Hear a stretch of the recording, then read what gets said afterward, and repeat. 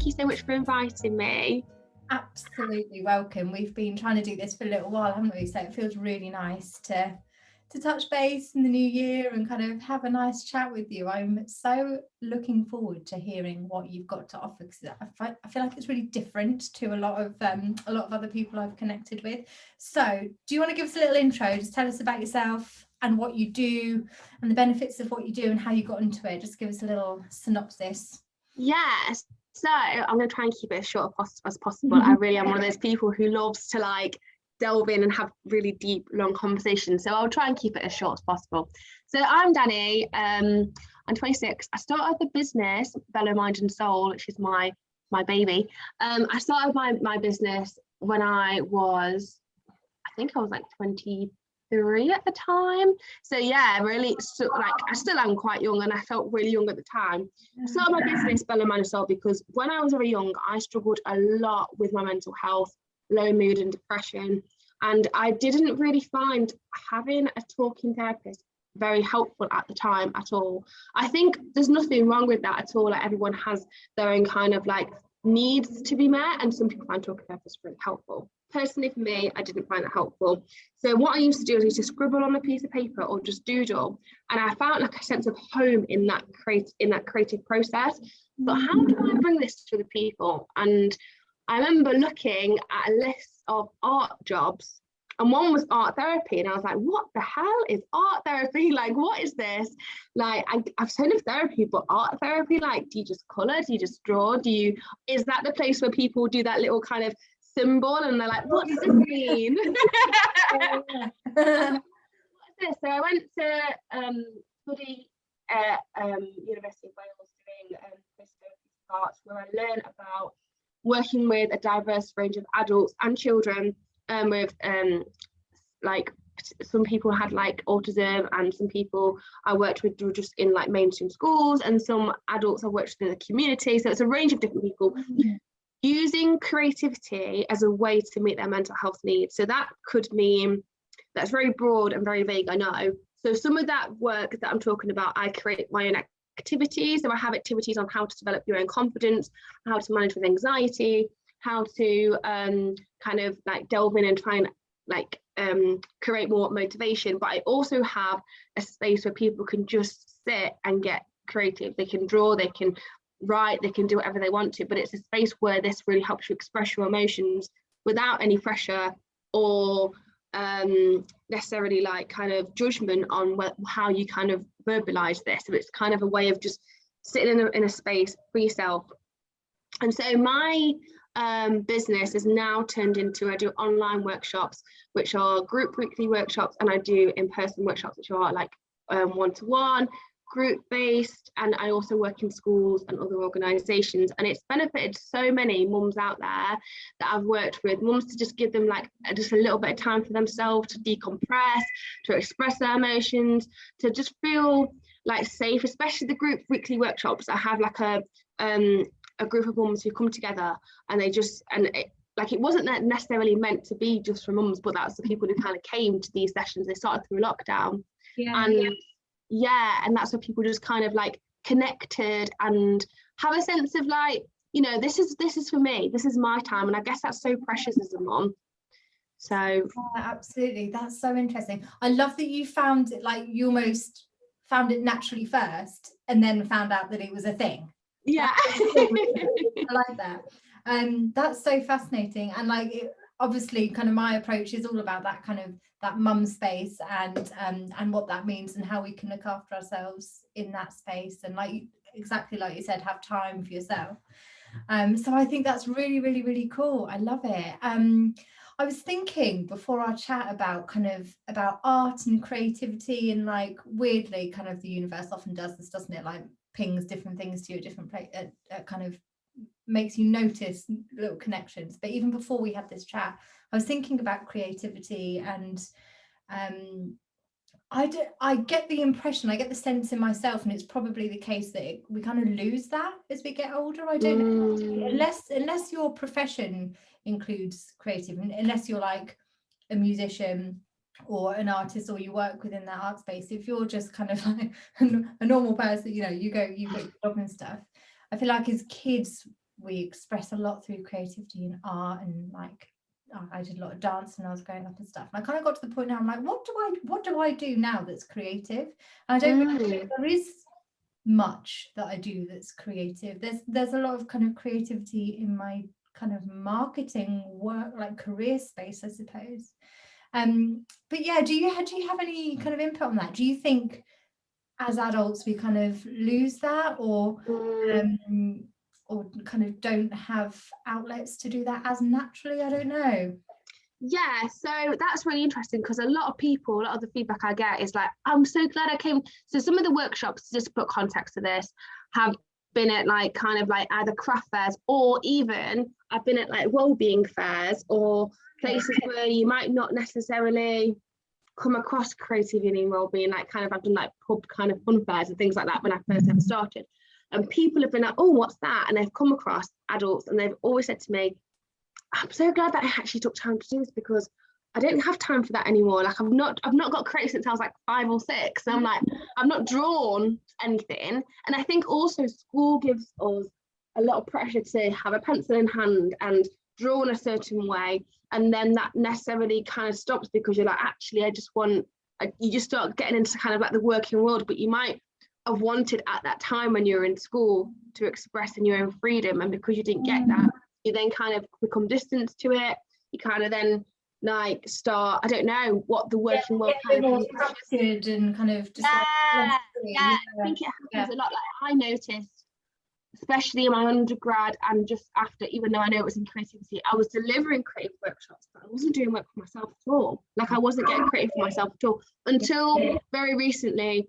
The past year, I've kind of said to myself, right, each week I'm going to try and give myself my own creative workshop so that I can find the power back into creativity and give myself that sense of play again. And I think a lot of us miss that. Yeah, that's so interesting. That is so interesting. And yeah, I think what kind of made me start thinking about it is because you, like when I had my daughter, then you start doing that stuff again. You start, I don't know, like baking things and decorating cupcakes, or like doing colouring and stuff. And you're like, oh, this is fun. And like, I'm so glad you said play, because like when as grown-ups do we have that play without an agenda, without like you know, I don't know, I'm trying to achieve this? When do we just play for play's sake? And I think there's a lot, I mean, you're the expert, but I feel like there's a lot of benefit in that. What are some of those benefits of that kind of like freedom and playfulness and exploration without, what do you see when you work with people, the kind of things that are doing that? There's so many benefits that come from creativity, but when I work with people, like the most things I've seen is people developing their confidence, sense of self, being able to make decisions in the workplace, being able to find their voice back in the workplace from having the time to like get creative. Someone even has said to me and disclosed that they have stopped smoking from coming to regular kind of sessions with myself, which is a massive like benefit. And I think it's because having this, like my work, it's never about what it looks like. It doesn't need to be good. It's just me and that person, or me and that group of people, and I'm all kind of getting together. And I think what it is, the reason that it creates such a benefit is because you're in the present moment with that piece of art. You can scribble however you want to, you can create, you can make mess, you can just get back into that inner child, that inner playfulness, which then actually scientifically sends kind of nourish the brain for you to relax, to you to kind of slow down, for your brain to kind of, I put a quote up that I was reading before. I was reading about trauma and how art making can really benefit people who have experienced trauma, especially PTSD. And one of the quotes was about how art making can really help you rebuild your life and your brain, because you're just giving that time to yourself to just kind of be in the present. There's no pressure. And yes, you might find that in other things such as meditation, but I think with creativity, because you're actually, as for example with trauma, it does stay in your body a lot, so being able to actively express that out, you're allowing yourself to kind of move it, and the trauma starts to move out the brain and into the paper, which you can then kind of like take yourself away from the piece of paper or the piece of art you've made, and that allows you to kind of then I can't get the words out, decompose, that's it, like everything that's going on. And I think it's so important for us adults to at least try doing something small each day, even if it is a doodle or a scribble, because we go through so much, like, you know, you could even classes like, you know, trauma's being something really, really small and really tiny that doesn't seem so stressful, but you know, going to work, commuting to work, having to answer calls, whatever job you're in, and then being a mom and having to, like, you know, have all the responsibilities you've got with that. If you're not giving yourself that time and maybe that creative time as well, then like it's not going to benefit you in the best way that it could if you were giving yourself that time. And yeah, and getting creative for yourself and doing things for yourself as well. I know this is kind of like a general conversation, but there's a lot of benefits to making. Yeah, that makes a lot of sense. And I like your point about trauma not necessarily having to be a terribly big and dramatic thing. And I think that's people are realizing that more now than ever because of the past couple of years that everyone's been through together collectively, and the pandemic and the lockdown. I feel like there's a lot of people, most people have got kind of a low level trauma because it's been really difficult, isn't it? But it's kind of just there, it's just kind of sitting there, and everything else is on top of it. And I feel like a lot of people maybe don't even realize that that's there. It's just kind of like a low-key stress for everyone. So that's really interesting. And also when you were talking about kind of stuff that kind of decompartmentalizing stuff and kind of noticing stuff, I feel like if I ever have tapped into creativity, which is something I would love to do more, you're gonna help me. Whenever I have done that, it's often surprising what comes out of it. Like you don't really know what's going on there. Like just recently, I've kind of found myself writing a couple of little poems and stuff, which I don't think I've done. Wow. Like I've not done it for years, but I kind of found myself doing that. And it's like you're kind of scribbling and you're thinking of these things and stuff, and then you kind of sit back and you look at it and go, oh. Do you know what I mean? Like, oh, okay, that's come out, and actually that's kind of formed in such a way that like kind of makes sense now that it's out there, which is kind of the magic of kind of taking that creative route, isn't it? It's really interesting. Definitely. And giving yourself that, again, it's so important to, if we can, and I guess with creativity, it's not about how much time you give yourself. I mean, even the act of like a 3-minute like creative busto is really important because it just creates that neurons in the brain. It's like just repeating the act over and over and over and over and over again, it really allows your kind of amygdala to kind of calm down, relax, and then that creates space for when you're going to react to something. So I think sometimes, like, I guess putting it into context with being a parent, I'm not a parent myself, and I will admit that, but I've seen the difference of like how people say that they respond to me with their child if they're able to give themselves that time to get creative, and they have that space in between rather than potentially like being shouting all the time. They're able to be like, right, boundaries I need to put in place for myself, but these are the boundaries I need to put in place for my child. My child needs to create boundaries for themselves, and this is how like I'm able to do it because I'm giving myself time to just get like to just make art, I guess. And I guess with getting creative, like you said, there's so many different ways to talk about that might not be making art, that might be, you know, making a poem, which is art in itself. It might be baking for yourself, or do you know what I mean, just spending time within that. And it's very meditative, I think, as a activity. Yeah, it's really cool. And I think kind of like how I touched on, but I think as parents, as mums, we do tap into that creativity with our kids, which is beautiful, and I think should be absolutely encouraged. And it's really, really special to encourage that creativity and also like have that bonding experience. But it is different doing those activities with child and then having a slightly different approach to it and doing it for yourself, which is the interesting part, I think, isn't it? It's kind of allowing yourself to do it actually for yourself, not, you know, for other people, but knowing that will actually, the knock-on effect will also benefit other people. I had a question about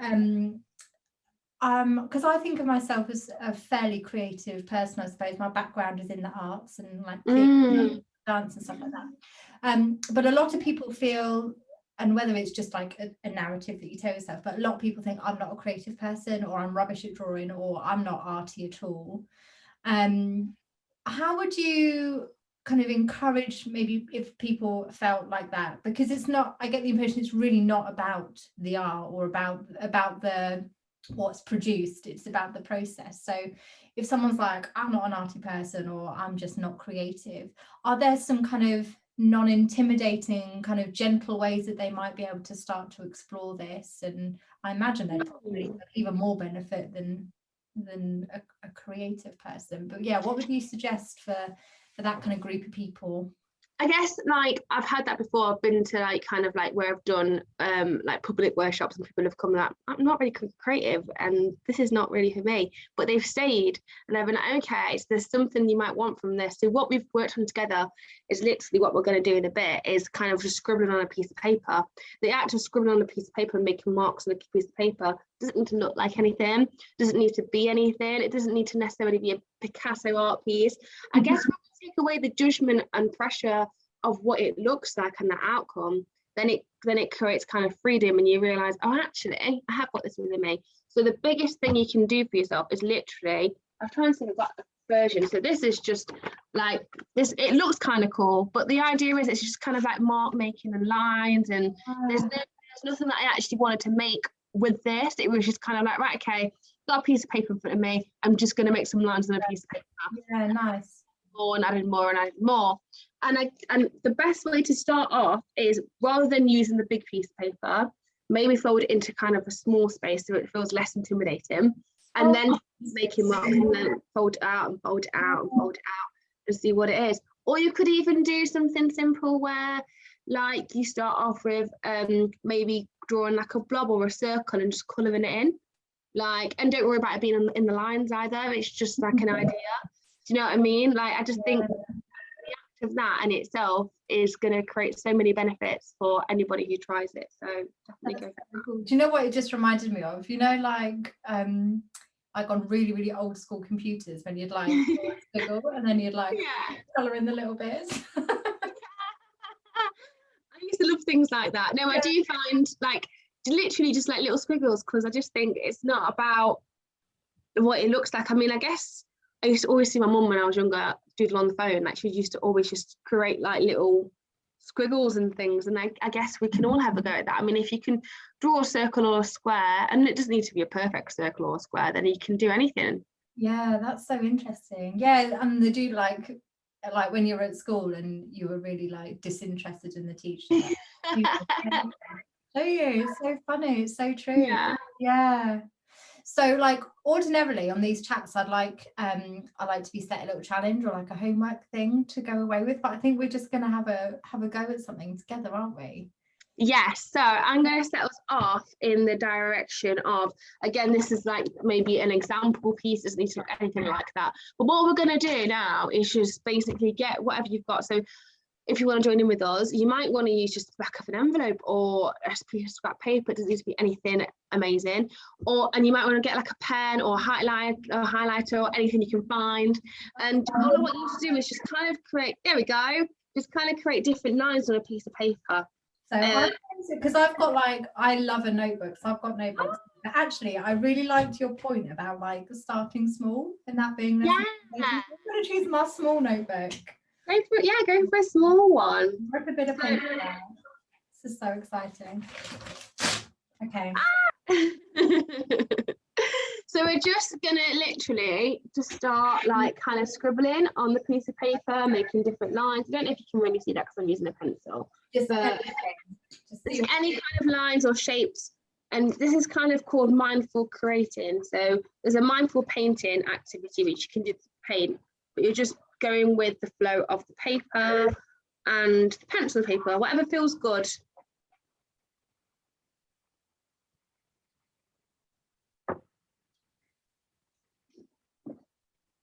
And are you just trying to encourage people to like super get in the zone here, or do you like give people certain prompts or thoughts to try whilst they're doing this? So this activity here is a stress buster. This activity is just to get any kind of like thoughts or anything you might be going through, or if you're feeling like fearful, just out on the paper. The activities that I have, which are a lot more kind of bespoke or more directive, are, in case you wanted to potentially work on confidence. So that might be, we create something that represents yourself and we add like affirmations around it. If you felt called to, sometimes the way I finish this activity is by adding an affirmation on top of the scribbles, which just kind of like gets all of the things outside onto the paper, and you're kind of like sealing the deal with, I've got this, or I'm strong, or whatever you feel quite called to. This is a very non-directive activity because I just think it's important just to let yourself go on the piece of paper and let yourself have that time, really. Let's try that freedom. That's what we need. Everything in like adult life and particularly parenthood comes with a sense of kind of responsibility, doesn't it? And like sensitiveness and structure and doing the right thing. So I think it's pretty rare that we just have that freedom. It's like, especially as parents, especially as mums, even more so than just parents, because like we're often the ones that like have to keep tabs on everything and have to keep everything organized. And when do you just let go? I like that. Definitely, it's definitely a let go activity. And I think with the affirmation, it allows us as well, because I feel like as mums, you don't know whether you're doing good enough, you don't have a handbook, you don't know how to do it, like and I just think having that affirmation on there, if you can dig anything out. So I usually start to make things easy, the word I am, and it might be trying my best or doing what I can or getting creative, or usually I like to say I have got this, because it just reminds me and solidates that, like, you know, I can do it. Like, I might feel stressed, I might feel like, you know, I'm at my end of my tether, but even with a little bit of rest, I've still got this. Do you know what I mean? I love that, Dani. That's so like simple but powerful, isn't it? Like, I've got this, I've got this. I'm adding that onto my little scribbles. Go for it. To the lighting, but I'm very bright because of the highlighters. I like it. I've just gone for like a massive kind of page flip, just gone crazy on the whole. Really free. I just felt like I think it's whatever you feel called to go for. You might want to cover the whole page, you might want to literally little scribbles, but it's just something that I've got like little symbols and like that's interesting, isn't it? I'm gonna write my affirmation on here as well. I've got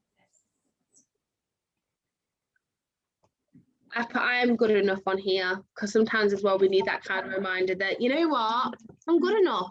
I'm good enough. I love that. I've noticed I've done like all these little triangles and they look like little arrows, don't they? Like upwards. Oh yeah. We're going up. Yeah, I like that. How did it feel having, like, I know it's not very long, but how does it feel having a small amount of time just getting creative on a piece of paper? I feel like the longer you do it, the more you get into it, because like when I started, I was like, oh, what am I going to do? Like, there's a tendency to overthink it, isn't there? But I can already feel like just in 5 minutes or whatever, you kind of find the flow and you get into it. I think it's a really nice little activity. And also it is something that you could do while the kettle's boiling, or like, I don't know, while the car's de-icing at the moment or whatever. Do you know what I mean? That kind of often approach. Exactly. I think that's why I chose it, because I thought I've got a lot of longer kind of more directive, I suppose, activities, but I thought, why don't we do something that's a bit shorter, because then you might be like, actually I haven't got time for this long activity. And I think just looking at like the people that are surrounding me, all my really close friends and mothers, they don't have a lot of time for themselves, but this activity seems to be something that a lot of people that I work with just like, just because it's really nice. Yeah, it scrambles the mind. Yeah, thank you for sharing that with us. That's really, really cool. Okay. Are there any kind of final kind of thoughts or ideas or recommendations or suggestions that you just want to leave with us, us busy mums? Any kind of, I don't know, further ways that we might explore? Where can people find you? All that kind of stuff. Any kind of... Yeah, so I guess like on a Wednesday evening, at 8 o'clock, I am doing a lot of weekly workshops I'm talking about where a lot of mums kind of come together. and that's all on Zoom, and they're also going to be recorded. So even if you don't have the time then, it's going to be something that's going to be accessible. And that's the time where we're working on kind of just like, you know, unwinding and relaxing through creativity, and you'll get a range of different activities in that session. I think also it's just important to like to give yourself, when you can, just 5 minutes of creativity. That might be writing something, and then what you might want to do is do a bit of a mood check-in. So it might be at the end of the day, you draw something how you're feeling, but you could also draw something that you're grateful for in that day. I know a lot of people say like make a note of it, but actually drawing it out kind of manifests it as well. It's like, oh, actually, like, this is what I'm grateful for, this is what I want to surround me with. And it really helps kind of being like, okay, like, it's just give to yourself. It's a way of meditating in a way as well. I do incorporate breathing exercises in my work that I do, because a lot of people find that helpful. Where you can find me, so you can find me on Instagram, which is bello_mind_and_soul, and I've also got an website, which is bellomindandsoul.com, and I'm also on Facebook too, which is all on my Instagram. So perfect. Thank you so much. Thank you. And I'm genuinely going to like take some of this stuff through, because I do a lot of gratitude. It's like my favorite thing ever, but it's all very wordy. I love pen and paper, and I do a lot of writing. So I love the idea of just maybe expanding that a little bit and making just like a little bit more visual. That's really cool. So yeah, for sharing the space. It's been so lovely. I've loved it. And keep in touch, and we'll do some more stuff, because it's just so nice to like make all these connections. So thank you. Yes, definitely. Thank you so much. See you very soon. Bye.